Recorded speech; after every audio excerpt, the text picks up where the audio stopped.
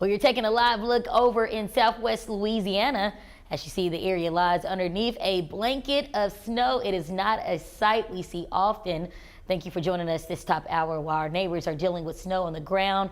Arkansas is just feeling the cold air. Nathan, talk about it. What is happening in Louisiana? Good afternoon, Jurnee. That is Interstate 10, wow, just to the east of Lafayette, Louisiana. I'm looking at the snow reports, and they're coming in hot.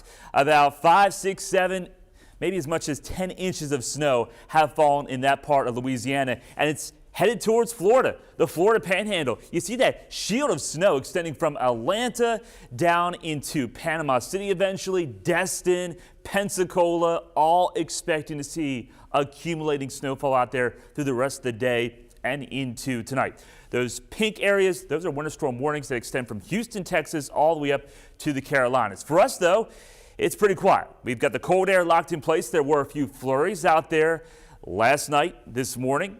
Did produce a dusting here and there around Stuttgart. I'll show you a picture coming up a little bit later in the newscast.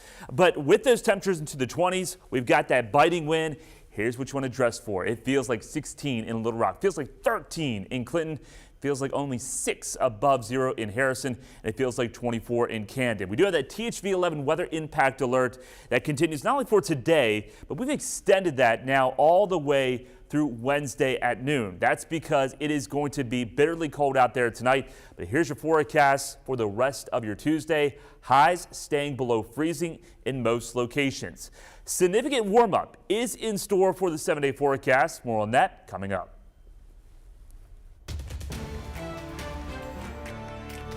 Well, Little Rock police have started a new investigation to a man's death just before 9 this morning.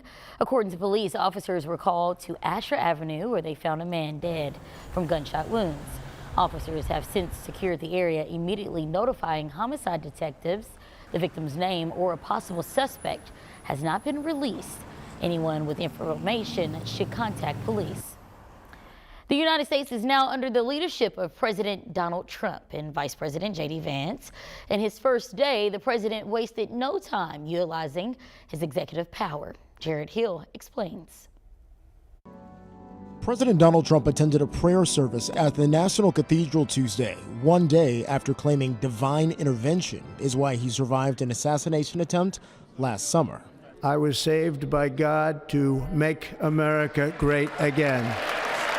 Shortly after taking the oath of office, the 47th president signed a record number of executive actions. This is January 6th. He also issued broad pardons and commutations for defendants who attacked the Capitol on January 6th, even those convicted of attacking law enforcement. When asked why, Trump made baseless claims the FBI played a role in instigating the attack. There were outside agitators involved, and obviously the FBI was involved. Michael Fanone is a former D.C. police officer who was attacked at the Capitol. I can assure you that these individuals will go on to commit acts of violence, maybe even commit acts of violence against me or members of my family.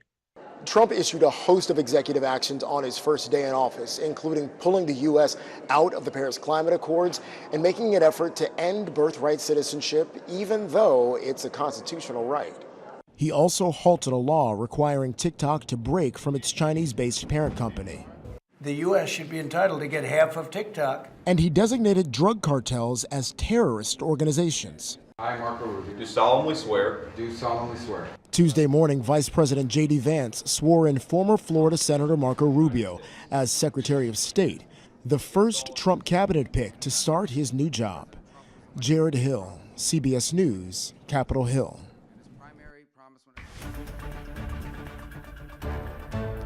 A Trump executive order could have effect in Arkansas. The piece of law would reinstate the use of lethal injection.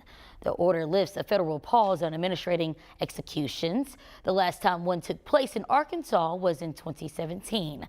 The final lethal doses in the state were used to put 4 men to death. Trump's executive order directs the U.S. Attorney General to use, quote, necessary and lawful action to supply states with the lethal drug. Fayetteville police are investigating yet another student death near the University of Arkansas campus.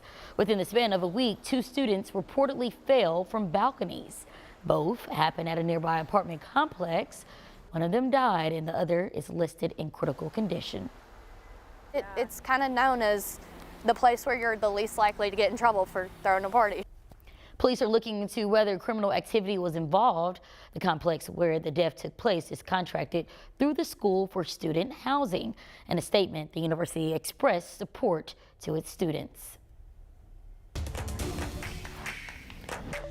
The government shutdown in Jefferson County has reached its first full week. Last night, leaders met to try and reach common ground. However, like previously, the conversation quickly took a left turn. THV 11's Brooke Buckner has details. Another night of no agreement in Jefferson County. I'm very upset, not only for me, for my employees. You know, I got employees that live check to check, and right now they're suffering. Tony Washington is the Jefferson County tax collector. He says he's gone without pay since December, and while he hopes to resolve the current government shutdown soon, he is not surprised that they remain at a standstill. Okay. I entertain a motion to adjourn. Judge Gerald Robinson ending Monday night's meeting abruptly after failing to get enough votes from the quorum court to pass the 2025 budget. What kind of budget would you like to see passed? A budget that makes sense. His budget don't make sense. Some quorum court members say they don't want to pass the budget the judge is proposing because several people could lose their jobs or get salary cuts. But Judge Robinson says those people will be taken care of and made right financially. In a statement sent to THV 11 after the meeting, he says he believes this meeting was, quote, orchestrated from the beginning to cause an emotional distraction. It's either the county judge's way or no way. The quorum court members are not even allowed to present a budget that they want. It's either you vote the budget I have up or down, and that budget was way too insufficient. In Pine Bluff, Brooke Buckner, THV 11 News. The Root Cafe is getting ready to open its next location with a soft opening first. The new spot features a full bar and offers courtyard seating. The Breckenridge location will have later hours than Soma. They plan to open Tuesday through Thursday, 8 a.m. to 9 p.m. and weekends they will open at 8 in the morning. The full grand opening happens next week. And our friends at Buttered Biscuit are also preparing to set up shop in a new area. Their location in the Heights will begin operations next Tuesday. It will be located at 5016 Kavanaugh Boulevard. The restaurant offers handcrafted breakfast and has been in business since 2017. Some of your favorite travel spots are often faced with devastation. Things to remember before you book that next trip at 12:18.